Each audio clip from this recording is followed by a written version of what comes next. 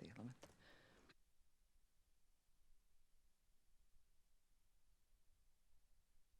I can do this, I swear. Third time's the charm. I'd like to call this meeting to order. Today is April 11th, 2024.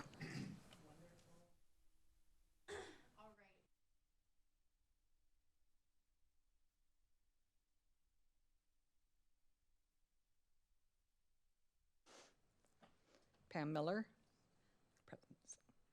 Present. I can call it by name if you'd like, since I've got everyone's in front of me. Steve Christensen. Here. Jared Frank. Here. Nick Garson. Here. David Thielen is not present. He did let me know ahead of time. Pam is present. Paul Quinn. Here. And Tim Hauser. Here. Perfect. All right, and then next would be approval of agenda, followed by approval of minutes. So we just need a motion on the floor. Do we have a motion to approve the minutes and to approve the agenda? Yeah, one at a time. Oh. I move to, yeah. I move to approve the agenda. Perfect. I second that motion. All right. And then any opposition? Hearing none. Perfect.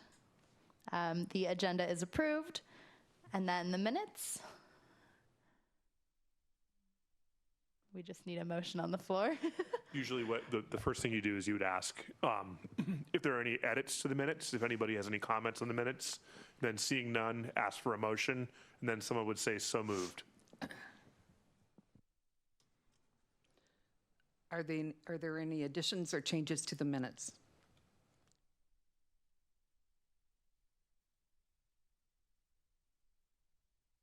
All right. So moved? I have a motion to approve the minutes. Yes, yes. Oh, a motion to approve the minutes. We're getting through it. This is great. So moved. And a second. Anyone can Do second. I hear a second? Motion to approve the minutes. Perfect. Okay, great. Minutes are approved. And then we'll go ahead and move on to public comment. Looks like we don't have anyone in the room. And I'm not seeing any online. Great. Okay, thank you very much. The first item on our agenda tonight is the Comprehensive Plan Climate Element Review. The Commission received a link to review the Comprehensive Climate Element following the March meeting, and commissioners have provided feedback. Staff did respond to the feedback, and that is summarized in a document that was provided to the Commission via email. We did go ahead and categorize each of those comments and feedback into category 1, 2, and 3 in accordance with the Planning Commission and City Council review process. Category 1 being quick fixes or items that do not require additional analysis. Category 2 being items that do require a little bit more work from the staff or policy side. And category 3 items being items that require additional budget, staff time, or consideration that will be absolutely recorded and taken for future consideration. And the category 3 items are where we're going to go ahead and start our discussion today. But before we get started, I just wanted to give David Pyle, our Director of Community Development, a chance to introduce himself. And yeah, David? Sure. Excuse me. Good evening. Really happy to be here to meet you all. We've been talking about standing up this commission for quite some time, and it's really great to see people here in 3D, in reality, that it's happening. I also just want to say that it's great to have another angle on policy in the city. We're often so focused on things the Planning Commission does or the Parks Commission does that are really great things, but wanting to add an additional lens to sustainability, to the environment, and help remind us that we do have other goals and other policies that need to be considered. So we're hopeful to try to find ways to integrate this group into the other policy discussions that we're having and try and find the crosswalk and the connection between. So it's going to take us a little bit of time to get our cadence and our legs under us on this, but there's a lot of opportunity here. So I myself have been here for about 9 years at the city. Prior to this, I was at the city of Bellevue for about 10 years, and then prior to that, I was with the city of Shoreline, and then prior to that, I did my service as a Peace Corps volunteer for a number of years, working on watershed planning in Latin America. So, I'm born and raised in Hawaii. Somehow I ended up here. A lot of great education and school opportunities and work opportunities, but really longing for a warmer climate. So that's a little bit about me. All right, I'm going to go ahead and share my screen here so that we are all looking at the same document. There we go. So first, we just kind of wanted to generally ask, were there any remaining questions or feedback that you have that was not captured in this matrix? Yeah, I guess I just wanted to speak real fast. David, my apologies. I did not get a chance to give the official feedback as I had some personal issues that took up some bandwidth over this past month. So again, my apologies there. I just wanted to quickly mention I thought it was really interesting that there was, the emphasis on community engagement and kind of mentioning that is that getting the community on board is going to be a huge aspect of hitting, VMT and GHG reduction goals. I guess I was just curious. I didn't see a whole lot. I saw some lists of the community aspects that have been reached out to thus far. I guess I was just kind of curious about how it looks like in the future, how we have a lot of untapped interest and passion about sustainability, in Sammamish, and kind of figuring out how to tap into that a little bit and, enable our goals, through that sort of engagement element. That was one thing that I just kind of wanted to briefly mention. Yeah, it's a great comment. So the policy language in the comp plan is really trying to set us up for implementation down the line. It's not going to direct implementation, but what it's meant to do is to guide what our priorities are. And then ideally we would fill in sort of that implementation plan as part of a work plan with this commission, with staff, given that we have limited staff resources, but we're growing. The idea is that we would be able to figure out what the initial sort of low-hanging fruit, so to speak, is in our ability to perform outreach and engage the community. And then we would ultimately start to grow a program, assign funding, get grant dollars, matches, if you will, that would allow us to do that. There's also other parallel efforts that are ongoing that are at the state and county level, and we want to make sure to partner up with them as much as we can. When we were working on the climate action plan, I think one of the biggest things that we were focused on was that because our emission profile is largely that of single-family homes, that the highest point of opportunity, the biggest point of opportunity is for us all to better understand our decisions that we make in operating our single-family homes.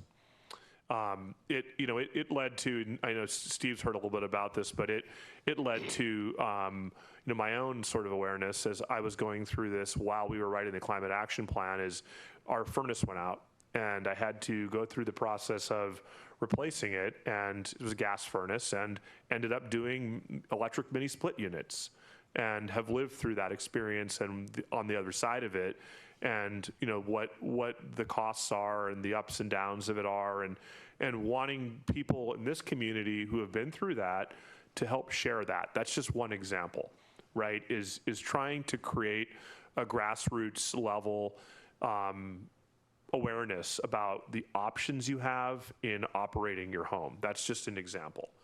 So taking advantage of things like Facebook groups, which is big here. Social media, again, Facebook groups is a similar thing.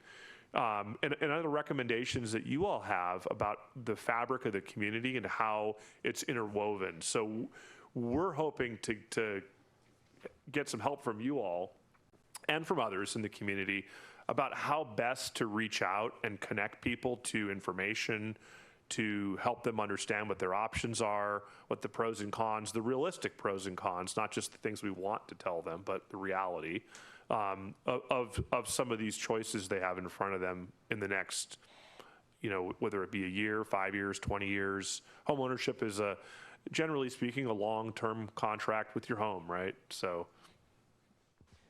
thanks, David. I'm Nick Garson. Nice to meet you. Maybe I need to take another look at the comprehensive plan, but what you just said a few minutes ago didn't come across to me, that it seemed like the focus is just on greenhouse gas and vehicle mile transport reduction. Some of the other commissioners have comments about what about water conservation, what about waste reduction and recycling. And I understand that it can't all be done at once, but so maybe the comprehensive plan should speak to that this is a phased implementation. Phase 1, we're focusing on X, phase 2 will be Y. That didn't come across to me when I read through it the first time. yeah, so that's good feedback as well. One of the things so this specific element, climate change and resiliency, is a new element to the city. It's a new addition to the state's Growth Management Act under Senate Bill House Bill 1181, whichever one it is, SBHB 1181. And with that, there are specific requirements of things that we need to include. We also need to show that we are in alignment with Puget Sound Regional Council's Vision 2050, in which there are quite a few regional, it's a metropolitan planning authority, right? So there are regional objectives with regard to how we manage things like greenhouse gas emissions, vehicle miles traveled, water resources, other resources here in the region, waste management, all those things. We also then have to show alignment with King County countywide planning policies, so CPPs. However, we don't need to do this until 2029. So the addition of this chapter in the comprehensive plan is ahead of schedule. We wanted to make sure to get a placeholder in there and to build it out as much as we can. So speaking to what you said about it being sort of a phased approach, the first phase was to account for what I want to say the primary objective of 1181, which was vehicle miles traveled and greenhouse gas reductions.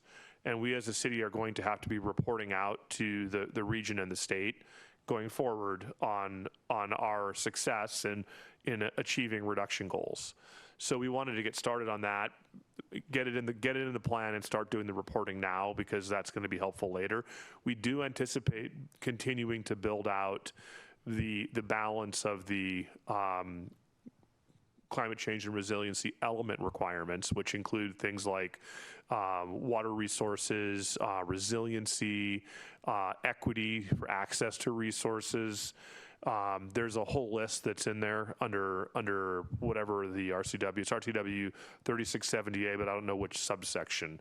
But it's not long, but there is a very specific list of things to include, of which you've mentioned. I've heard mentioned here. So we will continue to work on that, but it is a good point to add some narrative that describes it as being a phased approach. Yeah.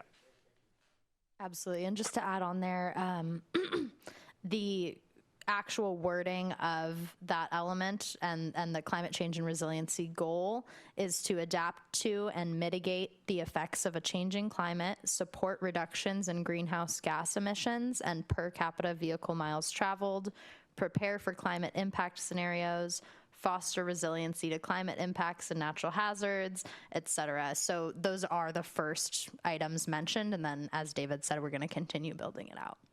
Yeah. One other thing that I want to make sure everyone's aware of, and this may not have been abundantly clear when we sent it out for review, is that we're working on a sort of the adoption of the comprehensive plan adoption by the council is scheduled for sometime in December of this year. The draft version that you saw, which we wanted to get out early and make sure we got initial reactions on, was version 1. We anticipate that when the council adopts the comprehensive plan, it will be version 6. So it's a bit of an iterative process. It has to make its way through many hands with lots of comments. We also have a staff version on the back end. So you're looking at a version, the staff have a version. It's all the same document, but we're putting our comments into it. And ultimately, it'll be what's the word, an amalgamation of all of the various comments that will be filtered down and sintered down into version 2. Version 2 will really be the I want to say the best reading copy that you'll see. Version 1 was fairly rough, but we needed to get it out and make sure we got the right feedback on it. So that's part of this process, and we appreciate the feedback. Any other feedback or remaining questions on the climate element? Rose, are we going to discuss the number 3 comments, or what is the Yes, plan? yeah. Okay. So that was in addition Okay. to everything that's on this document. I just wanted to make sure everyone had a chance if there were outstanding items. So talking through these comments, I think we can just kind of go down the line here. We've got our response, and Nick, this was a question by you. So do you feel that your feedback was answered in the response? Is there anything outstanding? I think the reason it's in category 3 is that is an additional cost and something that we have not yet discussed with council. So just giving that background to why that is category 3. Yeah, I mean, I understand the goal of the comprehensive plan, but it's laying out an ambitious implementation strategy. And David, to your point and others, this is about changing cultural behavior really in a residential scenario, right? And I'll be honest, there's no one in my circle right now that even knows there's a climate action plan in the city of Sammamish. And so there's a lot of work to be done. Can it be done in the time frame that's been discussed there? I don't know. It's going to be a big ask in terms of the types of changes that might be needed for residences to help comply with the greenhouse gas goals, reduction goals. That's why when I reached out to Rose, I was thinking that while we are trying to socialize this plan and get engagement from the community, how can we demonstrate progress for the greenhouse gas reduction? One way to do that would be to consider offsets. And I'm not saying you buy your way out of the solution, but an offset could demonstrate that the city's investing in carbon reduction strategies in the surrounding community, whether it's in Puget Sound. There's lots of organizations that do this type of work, whether it's in the air, water, forest arena. Rose had mentioned that there's also opportunities for credits, purchase carbon offset credits through like Puget Sound Energy and other utilities. What I'm struggling with, David, is I don't understand the metrics. How are you going to account for progress when it seems like it's a little ambiguous at this point? So if I recall correctly, a lot of it has to do with reporting from PSE. Given that PSE is our energy supplier for both our gas and our electric, and they do maintain all the metrics they have and they're available. And there's also one of the other things that PSE is trying to achieve, if I recall correctly, was that through carbon offsets, they're trying to offset some of their carbon sourced electric, if you will. And that in a way, and trying to make sense of the math around the credits that they're claiming versus the credits that we can claim by their using offsets Complicated. For our electric, it gets confusing very quickly. Yeah. So what we had tended to do was to focus on, well, what is within our range of influence, and there are things that we can require as part of home operations. We're also, so keep in mind that there's a memo that went to the council right before the plan was adopted that outlines our limitations on what we can do under state law with regard to energy codes, right? We can't require that somebody put in all electric heating sources. Right. But or replace what they have, or even under new construction, right? Yep. However, under new construction, they have made the energy worksheets so punitive to carbon source heat that that builders will steer to electric. So they're trying to guide builders to electric, and we actually are going to queue up some of our building staff to come to you and do a presentation on the energy code and talk through what they're seeing out in the community and help inform that side of it. So we can't require it, basically, is the conclusion that we came to.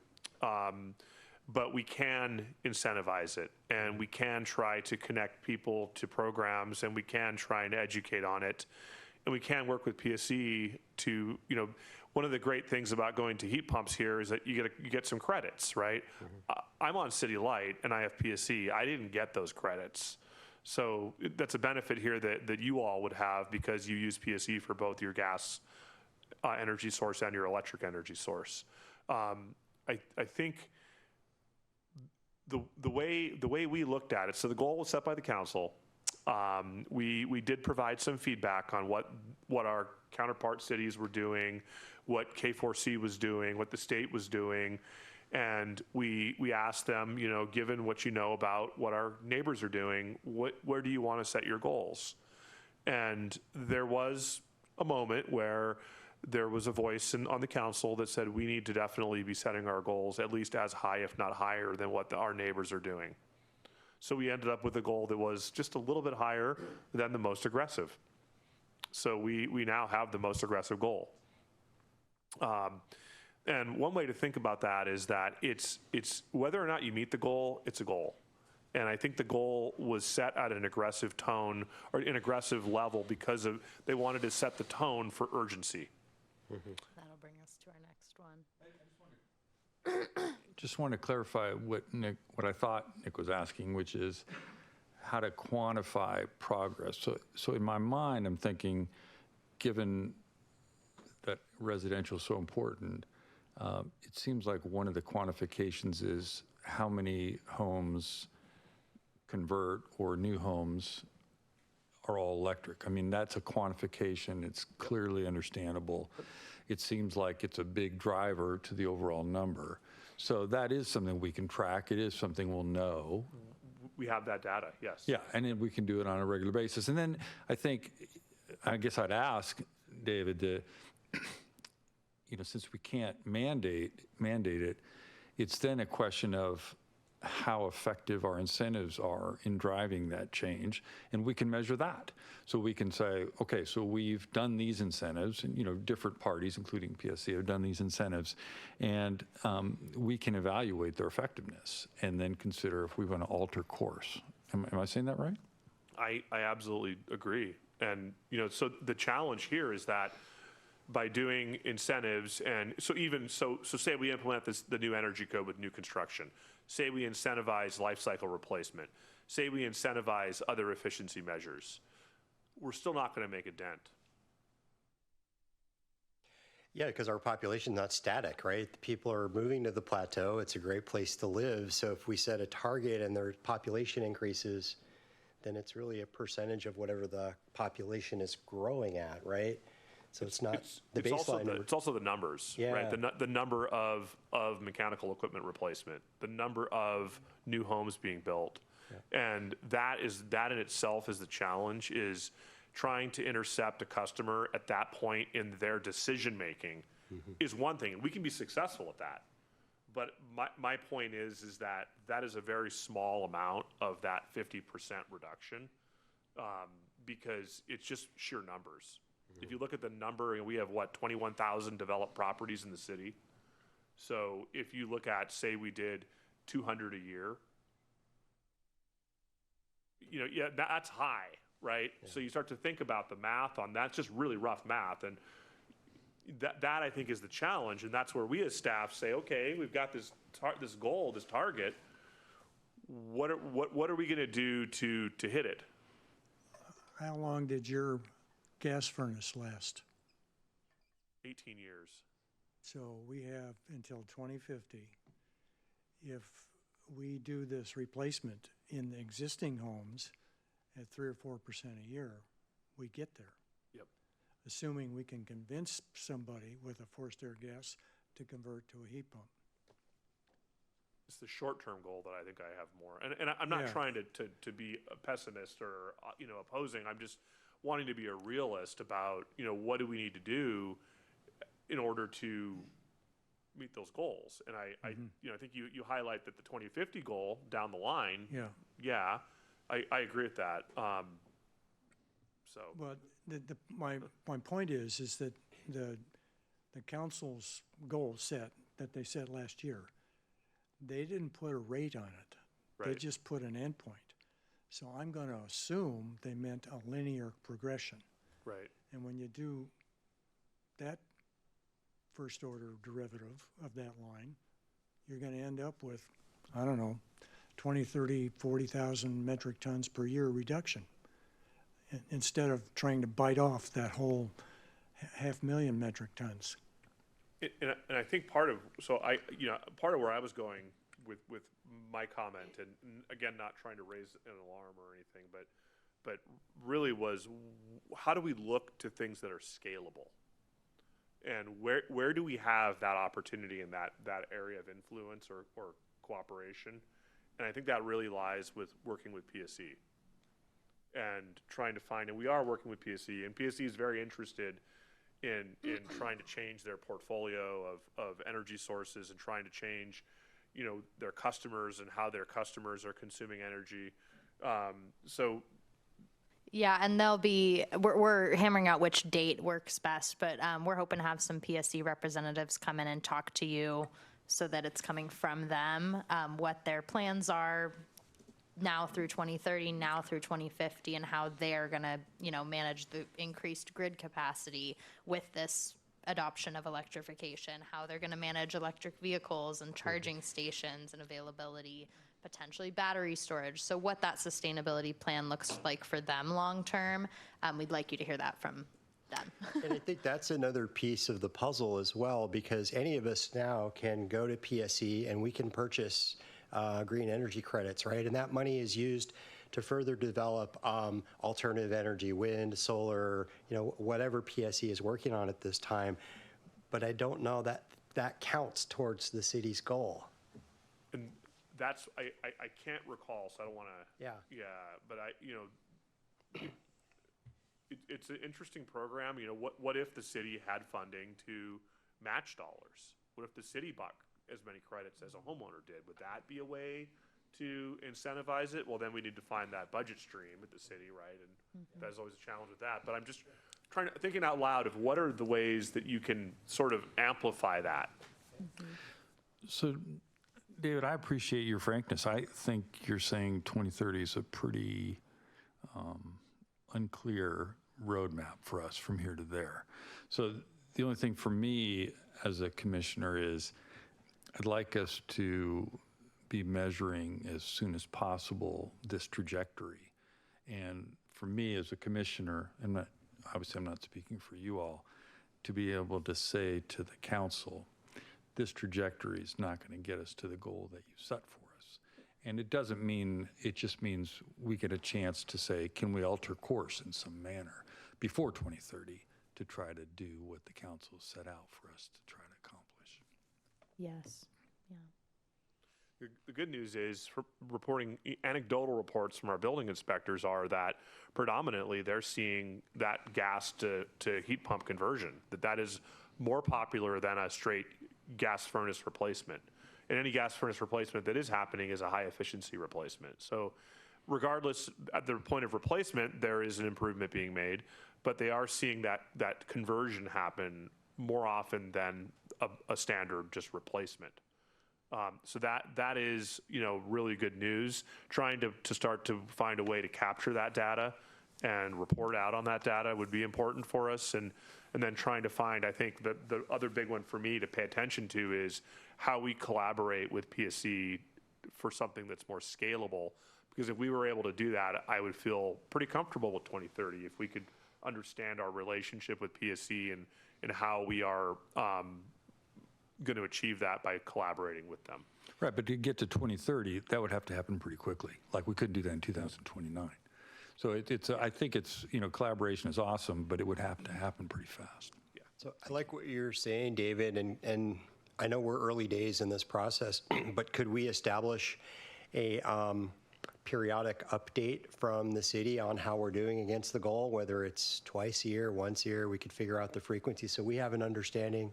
We've all signed up to be part of this commission, but it sounds like we're kind of committed to seeing us help these goals get implemented, and we have concerns now. And so maybe once we see some data, we'll kind of understand how we're going to get there, or to your point, if we need to alter course, make recommendations. Yeah. I don't know how often you compile this information from PSC or others. Yeah. If I may, the sustainability dashboard, I know we keep referencing this. We haven't actually had a chance to really discuss it in depth. Is on the agenda for our May meeting. That is going to be a big chunk of that conversation, is what is the proper cadence of reporting? How high of a level do we want to take that? Is it quarterly? Is it yearly? Is it every 5 years? A lot of these are, Rachel really likes to use the term curvature of the earth metrics. So if you're, looking at water consumption, that's great, but is it really appropriate to look at water consumption every month, or is that more of a seasonal, consideration? So that'll be a great discussion. I'm really looking forward to getting some feedback, as one person and a couple staff members ruminating on this, getting some feedback from you all of what might motivate you if you're seeing these numbers published by the city, or you're getting this annual report. Should it even be annual? Or maybe there's some items that should be versus not. But yeah, we're really looking forward to getting into that and hearing some suggestions from you all on what that looks like, and then bringing that and marrying it together with what is feasible given our current staffing and resources. Yeah. Someone brought up the fact that, apologies, I don't remember who it was, that people aren't even aware that there is a climate action plan. So I think that's one, and as a communicator, are you doing the sad face? Is that the cry face? And so that can be a whole separate discussion, I think. While I'm eager to jump forward and say, hey, Sammamish, we have a climate action plan. And then people come to us and go, well, what does that look like, smell like, taste like, and what's it going to cost me? So I think that we do need to have a concerted effort around talking about it, and the fact that we do have dedicated commissioners, but that I want us to communicate it, but I don't want to get ahead of ourselves. Absolutely. Until we have, so I think we need to be thinking hard about that. Even talking to the people in my own HOA, they're like, we have a climate action plan? Really? We do? And I'm like, yeah, I'm a commissioner now. What do you do? Yeah. So to change the hearts and minds, it's going to take a while. And that, Pam, that might get to our conversation later about we were given an opportunity to look at different sustainability websites from the city of Issaquah, Tacoma, and others, and compare them to Sammamish. So maybe we have feedback during that part of our discussion as well. Yeah, I'm pretty interested in hearing what their comms folks are doing to get the word out to their community, beyond just like, here's a recycling event, or here's our Earth Day, or whatever. Because again, this is, having done a fair amount of consumer marketing communications, takes a long time to get people to change their behavior. Absolutely. And I guess I have noticed, anecdotally that while I think, you're definitely correct that there is a lack of understanding of some of the resources, that we have in the CAP, there also seems to be like a few sort of super users, in a sense, of like the Sammamish sustainable information and the and understanding the CAP. Just as I said, anecdotally, like 19 out of 20 people that I've met don't know about it, but then there's like one person who seems to be very invested, and is kind of up to date. And so I do think that it is a interesting space to look at, like trying to tether in that level of passion. And, we have people in the community who are interested, so presumably that's a touch point for further, education and putting that stuff out there.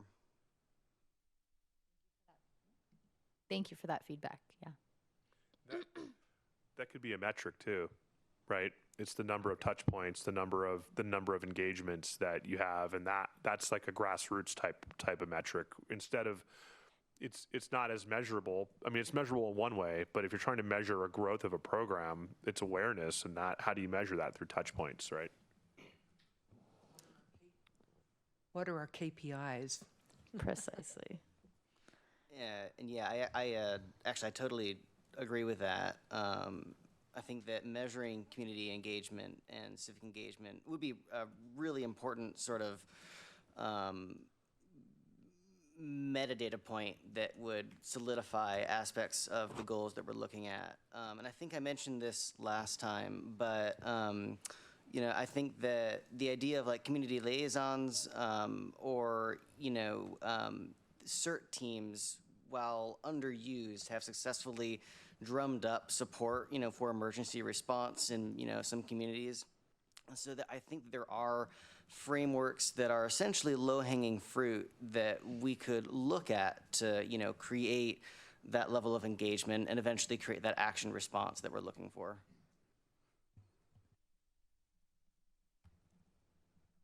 Thank you. I think this will be really great to revisit during our conversation about the Sustainable Sammamish Guide, as well as Earth Day coming up here as well. So let's go ahead and get on to this next comment here. David is not here, but I think this category 3 comment really ties into the conversation that we were just having about, residents moving off of gas appliances, what that looks like with home ownership and demand, and the feasibility of reaching our 2030 goals. So unless there are any other comments or questions on this, we'll go ahead and move on. I do want to remind the commission that we have our next agenda item, which is a discussion on the greenhouse gas and vehicle miles reduction goals as well. So any remaining questions you have, we can address at that time. So moving on, I think there were a couple questions about considering versus encouraging in terms of the language for some of these goals. So I just wanted to give David a brief opportunity. I think we did cover this a little bit with the city being unable to mandate or require certain code items, and Yeah, I think a good thing to do would be to find the memo that went to council right before adoption of the climate action plan and send it out to you all so you could see that legal analysis, if you will. We did work pretty closely with our legal counsel and with the Master Builders Association on that. And it does turn out that we can't mandate it. There are quite a few restrictions specifically related to energy codes in state law. So David, there's what we can't do, but are there things we can do, mandate-wise? It's a pretty broad sweep, but what you just said, and I'm not saying that's not accurate, I'm just saying, is there nothing available to us? With regard to the type of energy source, there is not. Okay. I think the... But I'm sorry, so just to clarify, so I'm not saying somebody has something that's working in their house and we say, you got to change that out. I'm saying something no longer works. Can we say anything that you bring in that's not already there, we have an ability to say something about that? And again, yeah, that we cannot. That was the finding. It's really a big restriction on our ability to achieve our goals, right? That there's also the mandate thing, which, I went to natural resources school, and one of the things I clearly remember from my environmental ethics class way back when was that you can't mandate a sense of stewardship, that you have to build a foundation and you have to find, that connection with those morals that bring forward that sense of desire to be a good steward. That if you mandate stewardship on somebody through regulation, that it tends to backfire. That's a little too broad sweep, David. Sorry, I'm not on you on that with everything, but I think what you're saying is this, strictly speaking, changing of equipment, things like that, we can't manage. So it's no sticks, it's only carrots. Is that a right characterization? That's the way we understand it. And that's, when you say we, that's the East Side cities, or that's Sammamish? I think the Master Builders, East Side Cities, Washington Association of Building Officials. So I just wanted to put another point on that. if my furnace were to go out tomorrow, I'm not going to look at a city mandate. I'm going to call a HVAC company, right? So it seems like that's where the ability to influence this lies, right? And maybe this goes through the Builders Association, but you mentioned that there is a preference to kind of steer towards heat pumps or other alternatives from gas, but for your typical resident, they're not going to know those options. They're going to rely upon what a contractor tells them they need to install, right? If it's within their budget, within their, if it's within their house. So I don't know how that kind of connects to this conversation, but that is a big part of a consumer's process and choice. Absolutely, and trying to have a voice in that process. So to intercept somebody when they come across that point and help provide them a range of options so they don't just go and replace it with the next generation of that same type of equipment.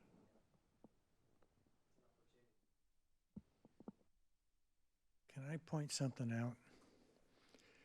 In our climate action plan, figure 3 on page 8 and figure 4 on page 10, between now and 2030, we don't have to do a thing. Puget Sound Energy will do it all for us under the Clean Energy Transformation Act. So we get to our 2030 goal and we can just hold our breath. From that point on, it gets really hard. Because now we have to get rid of natural gas. So if we spend the next 6 years educating the community about, hey, when your furnace goes out, think about a heat pump. I mean, we don't have to do this tomorrow. By our own document, or and also by King County's wedge diagram, we're golden thanks to PSE and the Clean Energy Transformation Act. I'm exaggerating a little bit there, but. I'm sorry, can you clarify? I don't think I'm following you. If you look at the wedge diagram, I don't know if you've got it right there in front of you, but Let me see if I can between pull that now and up real quick. 2030, the big swinger in reducing greenhouse gases is Puget Sound Energy's conversion from fossil fuels to renewables and or offsets or credits. And if you look at our document, our climate action plan, we're taking credit for that. If you notice, we're way ahead of where we need to be in that figure 4 in 2030 because electricity basically got eliminated as a consideration. So I'm trying to follow. Are you saying that says to us as commissioners, I don't want to say, how can I say this? We don't need to do anything? No, I'm not suggesting that. I'm saying the situation isn't as dire as we think it is. It's that the Washington State Legislature, when they passed the CETA requirement and levied it on our publicly owned, what are the consumer utilities, that they did everybody in the state a big favor as far as reducing your emissions of greenhouse gases.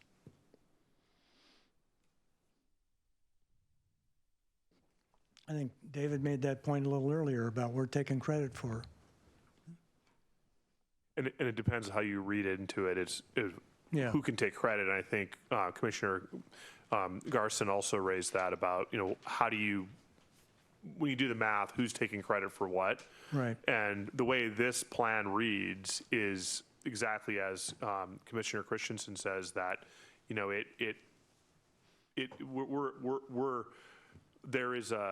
there's an initial push as a result of the Clean Energy Act, I think is right. What is it called again? The Clean Energy Transformation Act. And that results in a push, and then we follow on, but we have to exponentially grow our ability to replace life cycle equipment, new equipment, all that, and we have to basically phase out gas. There was a proposed bill that failed that would have really helped us because it would have barred PSC from making any new gas connections. Didn't make it through the legislature. Don't know why, but they might take another crack at it, and PSC was in support of it. So the challenge here is that I think Commissioner Frank raised is we still are seeing growth.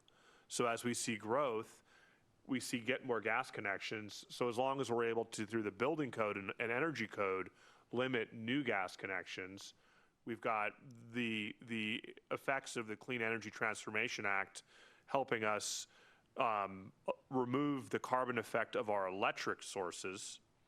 And in the meantime, we're getting off the gas and trying to transfer over to electric, at which point, I may not be making much sense, but that's how the wedge works, is as you see the layers and how you pull down the layers. So just so that everyone understands what we're talking about here, the Washington Clean Energy Transformation Act, or CETA, is this large portion right here. And if you cross-reference where 2030 is, we're just about at our goals by 2030, taking into account that in addition to some of the other regional initiatives. That said, it still is important for Sammamish to be starting progress now, creating these frameworks, communicating, having the outreach efforts, and making sure that we're setting ourselves up for success by 2050. So hopefully that answers some of the questions and provides some clarity as to what Stephen, or Commissioner Christensen, and David are talking about here. I think it highlights a couple things too. So kind of doubling down on what Steve was saying, right? Like, we're going to get a lot of benefit from some laws that are in place. We're also not the only voice in the room that's going to help educate people on heat pump transitions or moving to an induction range versus an electric or a gas range or whatever, right? Like, so we can absolutely do our part, but we shouldn't look at that goal and being like, we are the only people that can drive that. They're going to hear it from lots of sources. We just need to also get our voices out there and amplify the Sammamish angle of that, while the Washington angle gets amplified by the version of us at the state legislature, and Bellevue's doing their thing and Issaquah's doing their thing, and the word will get there. We don't have to reach everybody. We just have to be a voice. It's not, if we fail, Sammamish fails and doesn't hit this goal. Like, it's not just us that's going to be doing this work. So I get the urgency and the importance in doing all this, but it's also not just like a doom and gloom cycle between here and the next 7 years. Exactly. Yeah, we're absolutely not alone in this effort. Okay. Any remaining questions on this? Let me go ahead and pull up. No additional question, but I will come all the way back to the beginning. The measurement, I think, is the most important thing. We need to be able to tell people what they're doing and what they can change to drive that number. And that's the voice we need to be, is like, you have to do this. If it's heat pumps, I don't know. Like, but this is what you should be thinking about over the next 10 years, and this is why. And make it personal. Yeah, paint a picture for them, give them the carrot, and paint the picture of what it would look like doing it without. I'm not a big fan of fear mongering in this area. I think we've all been beaten over the head about this. This conference that I was at last week, there was one panelist where it was all gloom and doom, and you could just feel the energy getting sucked out of the room. But when people talked about what is being done and to provide hope, I think that that's a much stronger carrot for people in instant change. Absolutely. Totally. Hey, Rose, if we could go down a little rabbit hole for a second here. We started off talking about homeowners associations. So maybe something we think about down the road is, could this commission, could the city put some messaging or talking points together for HOAs? And maybe it's on the website. So next time you have an HOA meeting, hey, let's talk about heat pumps, and that way you've got an audience of, I don't know how big the neighborhoods are. Not everyone's in an HOA, but that could be a large portion of the population on the plateau. I think that guy right there said about 90% of the houses are in HOAs. Didn't you say that one time? Yeah, something about that. Yep. So Pine Brook Meadows, for example, my neighborhood is 45 homes, so we're teeny tiny compared to, say, Klahani, which is however many thousands. So I think, maybe we could spend time in a future meeting talking about how we would break that down to the different groups and how we might approach, the collective we would approach them. I have no problem, by the way, inviting for one of my HOA meeting, during an HOA meeting, I have no problem inviting them to one of our meetings and letting them see what's really going on. I Or have I a could question about go HOAs, as well. maybe. They have to register with the city, is my understanding. So Do they? we have some older HOAs that predate the city. So the newer HOAs, as part of subdivisions, you're required to register your community covenants in Yeah. HOA. But the older ones, we have some gaps. I think a work plan for 25 for the city might be to really go out and do outreach to HOAs and make sure we've got all of the contacts and all of the current presidents and then mailing addresses and everything, because that's there's some gaps. So the registered ones, you do have points of contact. We do have a fairly extensive list of contacts. One thing I want to point out that I'm hearing here, which is great to hear, is we're working up to scalability, right? So we start out with, each individual homeowner, how do we intercept them? And now you've come up with a plan right here to help raise awareness by scaling it up to HOAs. I mean, these are the kind of things that when we were talking about writing this plan, when we were working on the plan, talked about, is how do you scale these things up within a community? All right, thank you all. These are great comments. I did just send out the memo related to the limitation on electrification to the Sustainability Commission email address. And I will attach it to the agenda. We'll amend the agenda, and I'll go ahead and add that as an attachment. All right. So we did briefly talk about housing. Were there any remaining questions about each of these two items? We'll go ahead and talk about item 20 on the Excel sheet first, if there's any comments, or if that is good, we can move on. It's great as well. I do want to bring up, we're reaching the end of the time on the agenda, on this agenda topic. But because we've already been talking a good amount about GHG and VMT, we'll follow your lead. I move that we move on. Okay. Want to make sure everyone has a chance. All right. Thank you all very much. This feedback is recorded and available for the comprehensive plan team and consultant. So they'll be taking that into account for the next draft. Next, we're moving on to that GHG and VMT reduction discussion. I know we covered it in depth a good amount tonight, but just wanted to open the floor for any commissioners with remaining feedback or questions. Otherwise, we can go ahead and move on. I have a question about the VMT. So, and maybe David, you're the person who may be involved in the details, but it seems like, as we've come out of quarantine, there are probably a large percentage of people that may have a hybrid schedule or work from home. And I don't know how that reduction in vehicle miles might be offset by the increased population in Sammamish. So is that captured, or will that be captured in some of the data for the VMT goals?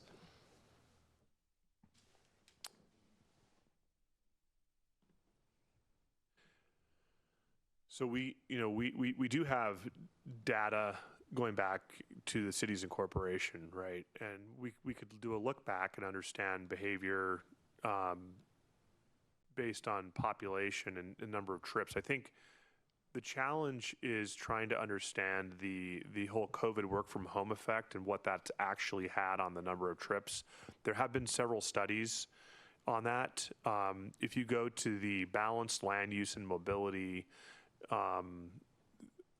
EIS work that was being done last year, there's a page on the website. There's a section in that environmental impact statement about, basically it was a study on land use patterns, where we focus growth, et cetera, and the impact that has on our transportation network. And as part of the environmental impact statement, there was an analysis on the number of trips and ways to bring trips down. And there was some research done on, or a white paper, if you will, done on various research efforts around the effect that COVID had on trips.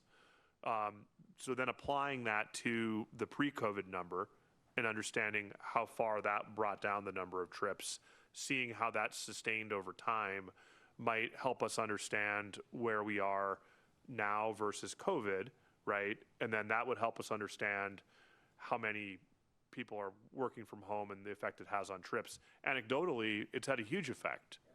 We're seeing an uptick again, and I think it really depends on what day of the week. There clearly are more people going into the office on Thursday than there is on a Friday.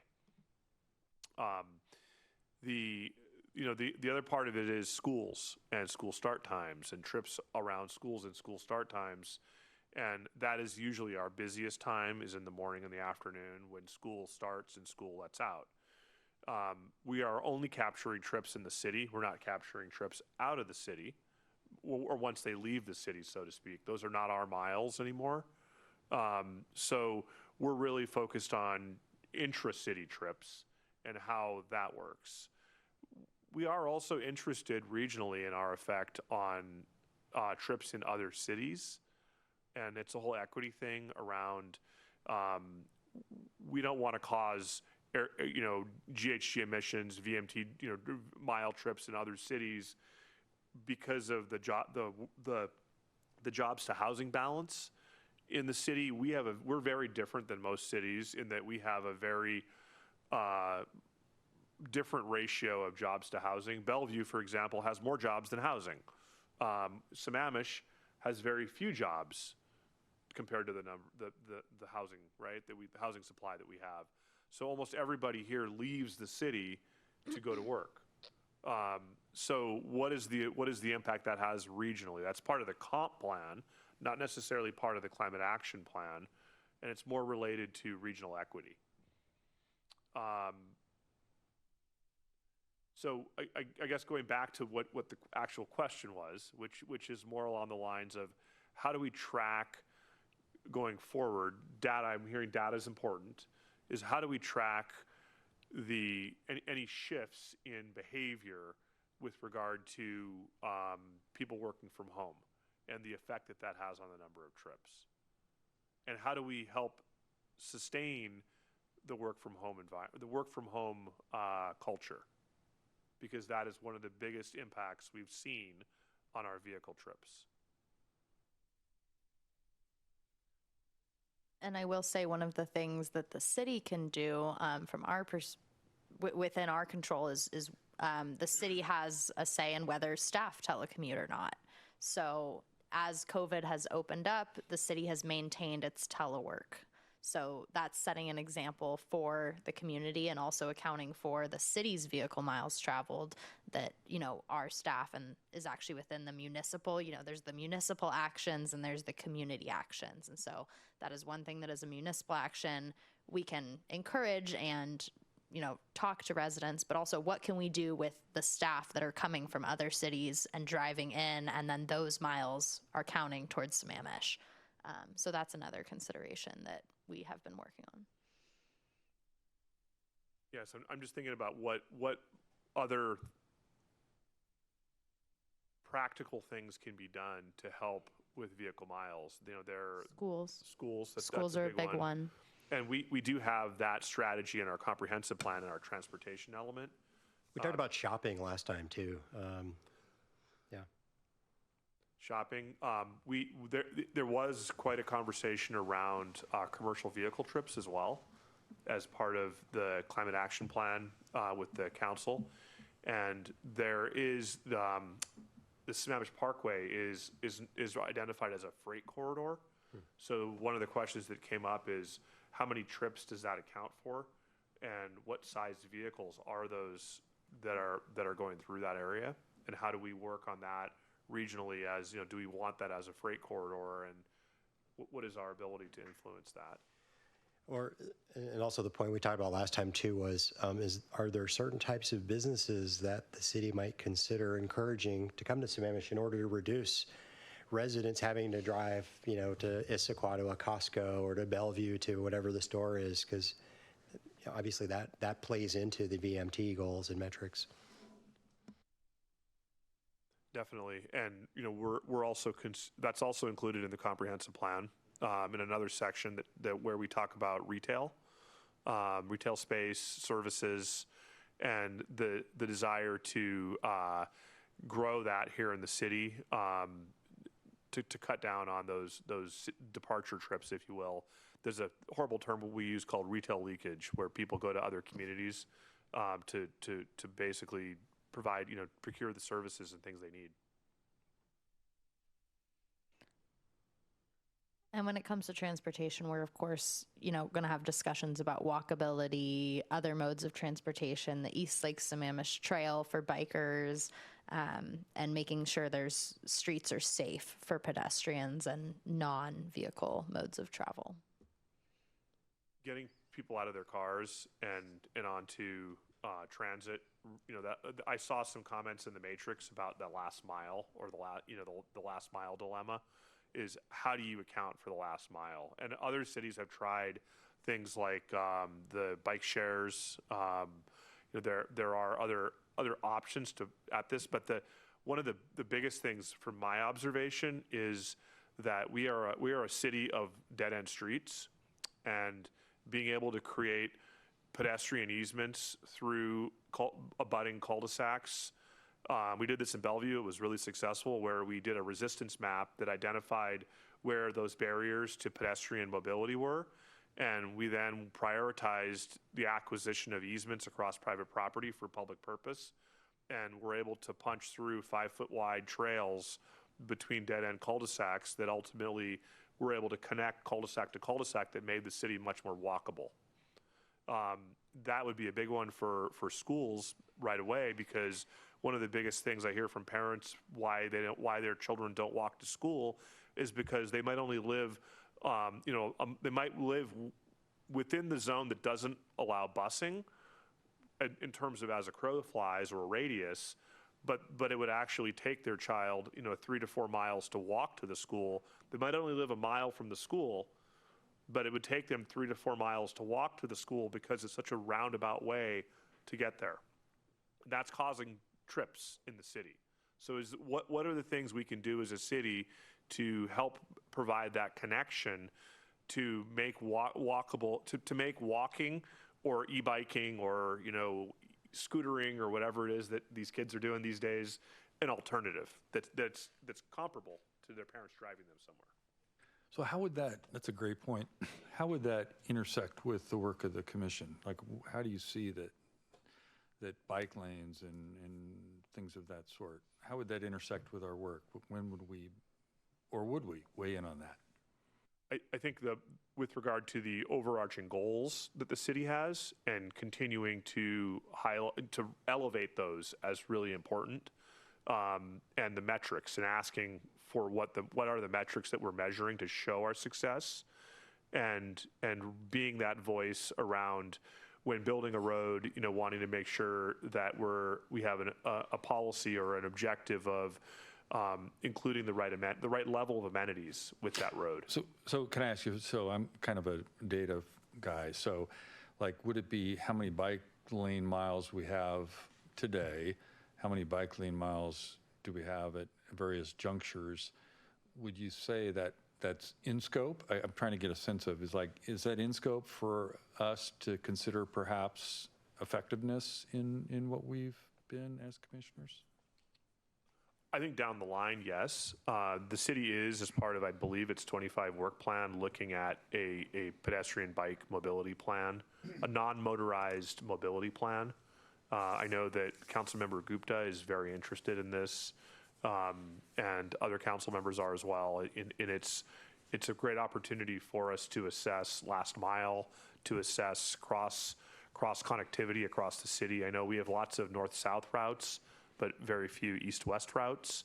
It's a little more challenging to get down to the Parkway and finding or to the trail now, right? And the trail was designed, I spent many years working on that trail, and it was designed with a higher volume in mind. So King County was thinking about all of the people that would be connecting to that trail in order to get to Issaquah or to Marymore. But just to put a fine point on it, so I feel like you're saying there's a lot of different parts of the city as it operates that care about bike lanes, but I guess I'm trying to understand, would the Sustainability Commission, is that a worthy metric for them to be tracking in terms of their effectiveness of reducing vehicles mile? I think it would be a trade-off. It would be part of our discussion for the sustainability dashboard, and how often is that something that we would be tracking? So if it takes 5 years to complete a new bike lane trail, annual reporting is not going to be a great snapshot. But if we're comparing from 2030 to 2040, how many more miles of bike lane do we have? That might be a good metric. So it is part of that larger conversation, but it may not be, we want to be looking at where we're going to get the most impact, the bang for your buck. So is that going to be a metric that is getting us closer to our goals? It's part of that conversation, because while data is great, we need to make sure we're not necessarily just getting data for data's sake, that it's correlating with our wider goals, and that it's going to be something that moves the needle. So I have a question. This may be more suitable to our May discussion, but I'm the one that brought up the transit issues in addition to other people. But the community, how many people do we know, how many citizens use the community van and MetroFlex? Do we know how many citizens or percentage of our citizens? We do get those numbers reported to us from King County Metro, but I don't have them off the top of my head. But Metro does do periodic reporting on both MetroFlex and Community Van. I believe MetroFlex has a higher ridership, just given the nature of that service, being a little bit more on demand and having that set service area and hours, versus Community Van requires reserving the van in advance and a little bit more coordination. So Pam, I think, are you saying that's another way the commission could evaluate alternatives to the single person in a single car moving around the city? Yeah, because right now, just relying on a regular bus, for me to get from my house to the Park and Ride, which is where the nearest bus stop is, given where I live in Pine Brook Meadows, it's about a mile. And the chances of me slugging my way there on foot, especially in winter when it's dark, is about 0. So I'm just looking at, if I were to take the bus and there's no bus stop right near my home, how do we incentivize people to actually use the bus routes that we have? And I'd forgotten completely about Flex and about the van, because I don't think about it. And the reason I brought up the cute little EV shuttle that I had mentioned that's running in Bellevue is because I had just seen it a couple of days before, and I saw it today. Another one might be metrics that, and I know that the city does periodic surveys, and I think the council had a pretty robust discussion on metrics and surveys 2 weeks ago at their meeting, which might be worth watching if you're wanting to understand sort of where the council stands on that. But one opportunity that this commission might have is to work with the city manager's office to try to find, a question that you want to have added to the survey. And one of those might be if you were trying to measure alternative modes of transportation that aren't a bus, the last mile thing, something like that, is how safe do people feel biking or walking in the city? And that might be a good place to start, because in order for people to start to make their choice to do something different, they need to feel safe doing it. And if they don't feel safe, well, we'd want to go to work on understanding why and what changes need to be made in order. It's a great point, David, because you could have a bike lane, but somebody might not feel safe in the way that particular one is set up. It's a great point. Another point I would add to the mix as well is I believe the MetroLink, the light rail, is going to be running through Bellevue or Redmond sometime soon, but there's no way to get from Sammamish to a train station, right? So maybe that's something that we need to evaluate as well. If you were going to a sporting event or going out to dinner in Seattle, is there a way to take public transportation from the plateau to the train station rather than driving and then having to deal with parking? That's great. That's great. And then that's kind of ties in with what Pam said about ridership, because that would be a way we could see, are we increasing ridership that uses these, not single-family vehicles? That's a great point. I'll probably hammer on this point for a few more months until you guys all tell me to be quiet. But I think a public and private partnership would go a long way to get ridership up. Not exactly what that looks like, I don't know, but I'm going to die on that hill. Could you expand on that hill a little bit so we know what we're dying on? I just think that, and again, I haven't seen the numbers, but how many people know about the van and about the flex and all that, and how many people use it? My guess is that the ridership is probably fairly low. How do we get it up? So, how do we increase that? And, if we had something like, and not to discount what Metro's doing, but what if we had like the little EV shuttle that's running around downtown Bellevue? It's got advertising on it. It's local communities, the local businesses are sponsoring them.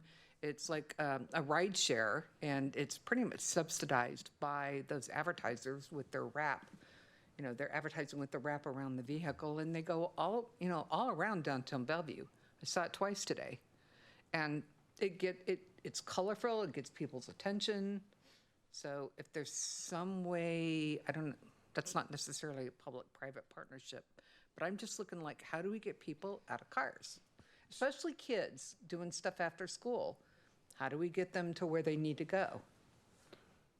We just bought our kids e-bikes last year because we were tired of driving them around. And it was pretty successful until the rain started falling. Yes. So one thing to point out is that the city, up until just 2 weeks ago, did not have a transit plan. We now have an adopted transit plan that is a starting place. We'll send it out, a link to it. It's actually a pretty light read. It's not as dense as you'd think it would be, but it does help paint the picture about how we want to start to make these connections that you're talking about. The challenge, as you point out, is that it's the cost. And we would have to buy up the service initially until ridership got to where it was, and then ridership would pay for the service. Yeah, I've seen, again, not to belabor the point too much, but I've seen like the Lime bikes that just end up at the bottom of the lakes or end up trashed, and they're just, in my opinion, a disaster. But, other big cities, like New York, for example, they have a lot of rideshare options. Much more so than I think we have on the West Coast for some strange reason. I guess, sorry. Go ahead. I think that there's a lot of sort of interesting sort of psychological aspects to how and when public transportation or alternative transportation is adopted. And I would be curious, I guess, like, if there is any thinking about using like a survey or something of the sort. Like I just got in the mail like a survey from the city of Sammamish. Haven't opened it, so I don't actually know what's inside quite yet. But is there any thinking of using something like that to gauge, kind of what, from like a user-centered perspective, what would fit the best for different areas or different portions of Sammamish?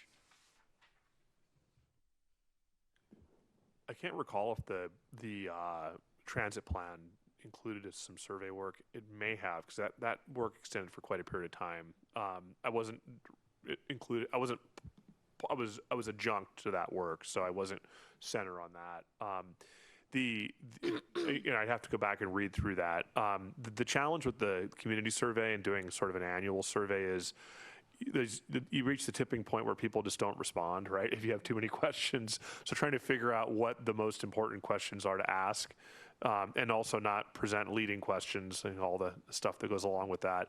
But, I think it's worth raising as a commission that we'd like to better understand these things and what is our ability to, help guide the staff in including the right questions in surveys going forward. Because we need to understand these dynamics, and I think once that light rail opens, and April 24th is the opening date for the this side of it. They can't get across the bridge yet, but for this side of it, and we'll start to see once that opens what the dynamics are around that and how people are using that as a part of their commuting or for their own personal recreation, shopping, that kind of stuff. Agreed. Just want to make us aware of time here as well, so maybe a couple more comments. No worries.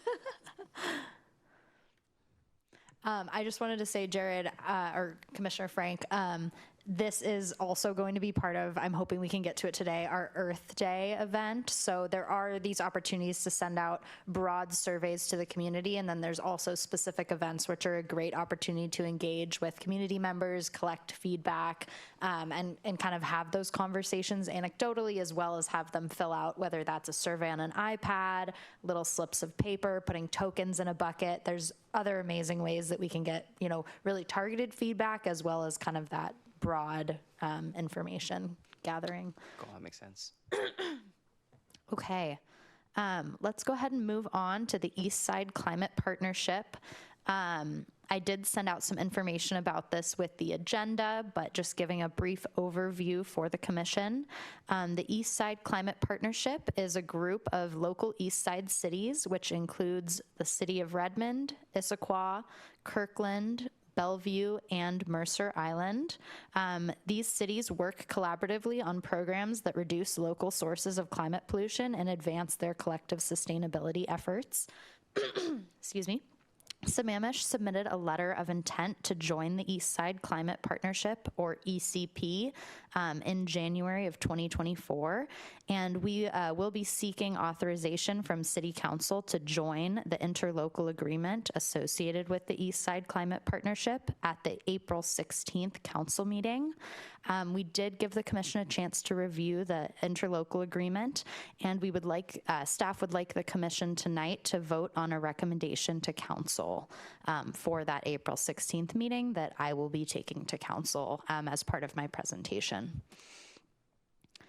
Before, want to make sure there's a chance for questions. So Rose, if the, or when or if the city council says to you, what do you see as the deliverables the city will receive from engagement with this organization, say a year from today? What would you say? Yeah, so it's important to note that the East Side Climate Partnership is not intended to replace the King County's Climate Collaborative, which is the K4C. So the East Side Climate Partnership is kind of a subset of that regional cities group. So what it would authorize is for myself, the staff representative, to participate in East Side Climate Partnership meetings. It would enable us to apply for joint grant applications through the ILA. It would also allow for cooperative contracting and purchasing, which would maximize efficiencies and reduce the administrative burden on our single staff member. And then it also allows other cities to join the agreement. So the 5 cities mentioned were the initial cities that set up this interlocal agreement, and we would be joining on, which would then allow other cities such as Renton to join as well. So it does not create a new separate legal entity or administrative entity, but basically just provides a formalized way for the cities to collaborate, and the main benefits would be contracting and grants and shared administrative tasks. So Rose, a question on that. If you would be the designated representative from the city of Sammamish, what percentage of your time would be working on this collaborative group versus the other things you're doing with the city? Is this like 10% of your time? Does it take a larger portion?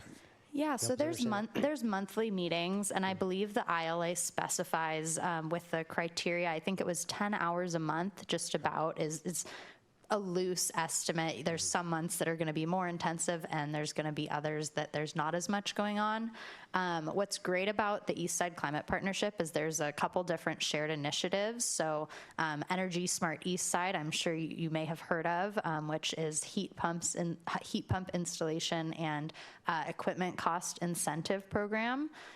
There's also the East Side Climate Challenge. We have the Sammamish Climate Challenge, and then they're looking at the potential of shared greenhouse gas inventories and future climate action plan implementation. So that might look like shared outreach and coordination, and then those grant applications as well. So depending on what Sammamish decides to participate in as part of the East Side Climate Partnership, that will determine how much of my time is spent doing this, but it's not intended to be a very large commitment. The point is to increase the impact of individual cities by being a partnership while reducing the individual time spent on some of these Yeah, initiatives. it sounds like the city would have access to kind of group resources. And then I would assume the best practices that you work on with the other cities to be able to take back to this commission, to the city, things that we may not have thought about in the climate action plan and other aspects of implementation. So you'd have those discussions with the other cities as well. Okay. Yes, precisely. So once joined, myself as a sustainability commissioner, I would work, myself as the sustainability coordinator would work with you all as the sustainability commission to evaluate each of those shared initiatives, and then I would bring those updates to council accordingly. Ultimately, city council would decide which of those initiatives we participate in, but the first step is signing on to the ILA. And there is no monetary cost associated with joining the ILA itself. Each of those different initiatives have varying costs and time commitments associated with them. I have a question for you, Rose. Section 3.1 in this Energy Smart East Side Heat Pump Program talked about it, but it sounds like they're going to cover costs for low-income households. But then in that same sentence, they say, and will also provide financial incentives to homeowners who purchase heat pumps through a distributor chosen by the parties and installed by approved contractors. So would that mean the people in the city that really don't qualify for low income, if they go to buy an approved heat pump put in by an approved contractor, they're going to get some cost benefit from that? Yes. So Okay. I'm just pulling this up here. Energy Smart Eastside has a number of different incentives and rebates available. The Boost program specifically is for lower income, and that covers the full cost of installation and equipment. And then there are other rebates and incentives. For example, if you buy a Mitsubishi equipment, you get a Mitsubishi rebate of, I think, $500. And then there's the fuel switching incentive, which is for folks that are 150% AMI versus 80% AMI, so that's average median income.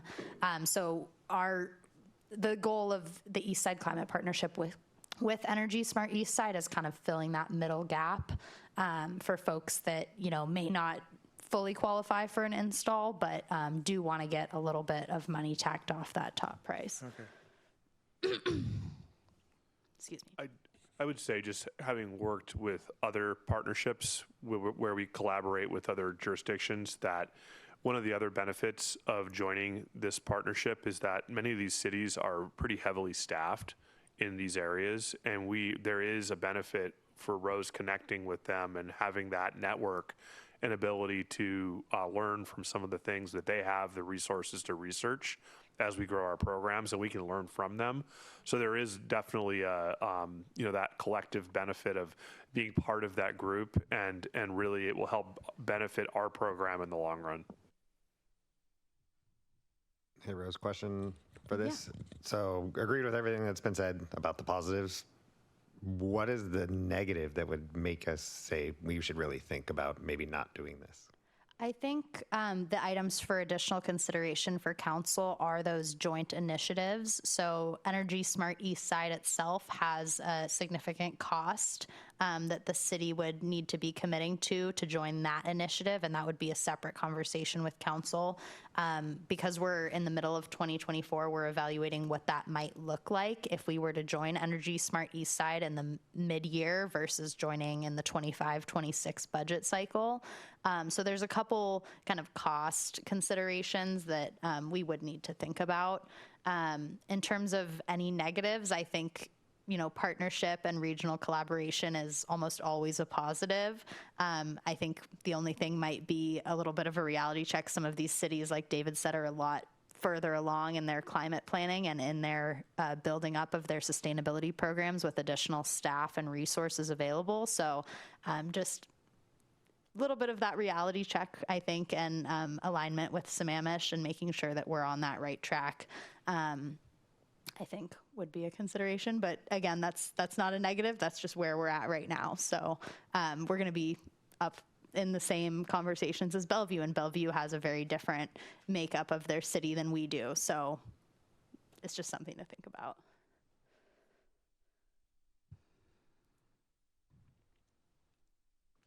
So is the next step to move to vote on a proposal there? Yeah, so you'd move on voting to recommend in the affirmative, or you would move to not recommend whatever motion is on the floor by the commission.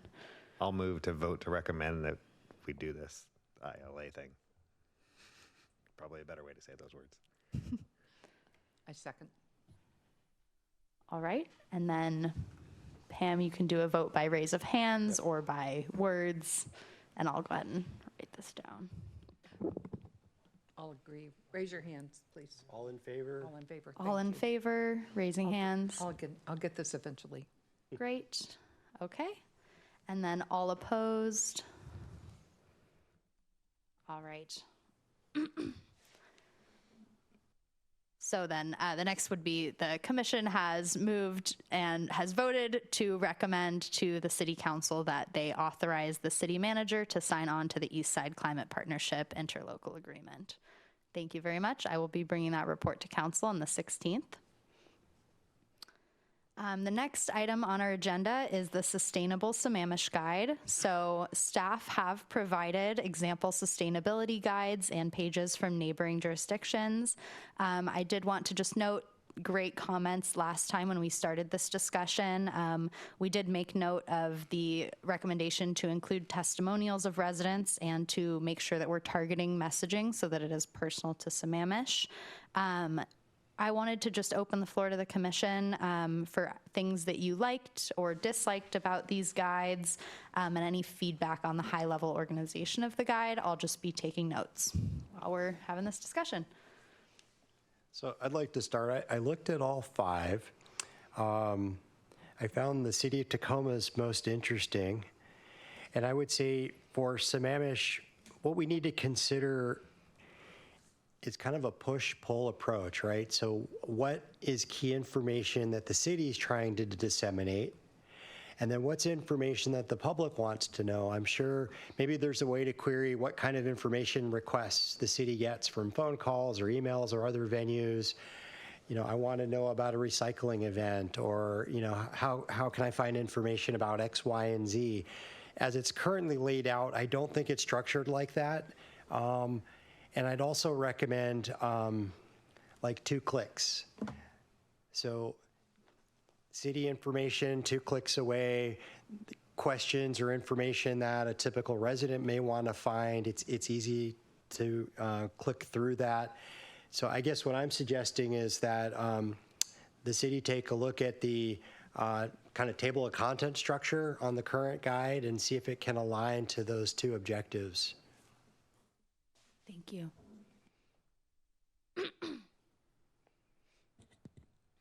I'll add something. I liked Issaquah's because I think it meets Nick's criteria. You don't have to push very many buttons before you get to the page you want.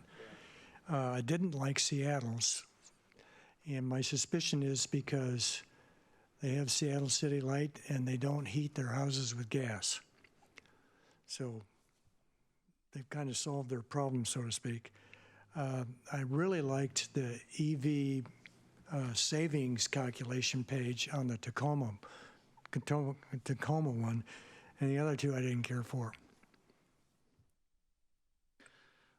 So I kind of thought of this, because you directed us to the websites, which is natural that you would, as a website guide question. But then because we're disseminating it by mail, I kind of rethought that and thought, well, is it both? Is it kind of both and?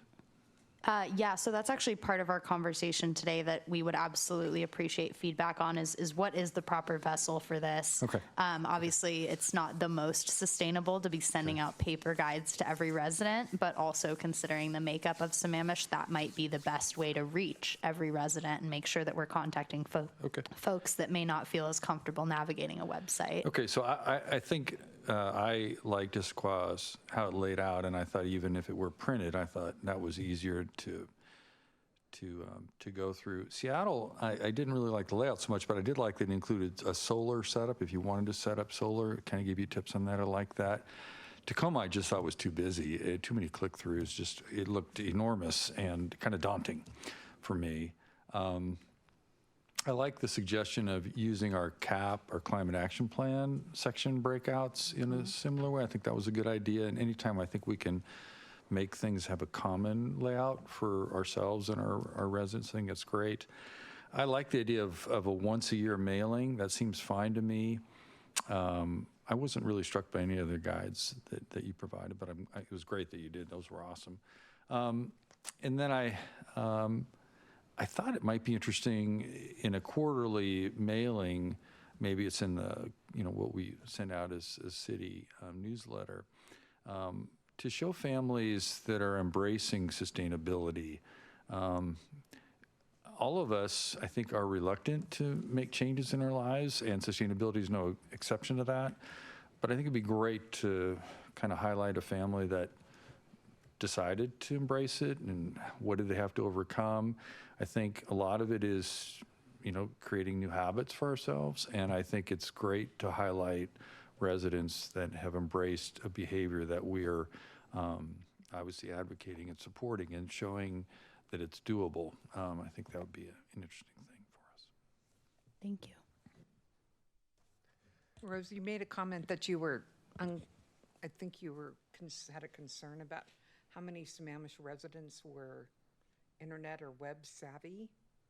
I'm Just as an addition for folks, like if folks prefer not to get their information or prefer not to have to navigate through online, we definitely have had feedback prior to my role as sustainability coordinator. I was on the transportation team, and I was helping folks navigate community van and Metroflex specifically. And some folks really just like to do things the old-fashioned way on pen and paper. And so we want to make sure that from an equity standpoint, we're making sure that this information is accessible and available to all folks, but in a way that is still thoughtful and it is still thoughtful and aligns with the city goals of sustainability. So maybe that does look like a yearly mailer, but maybe that does not look like a monthly mailer in addition to the newsletter that is already going out to residents, for example.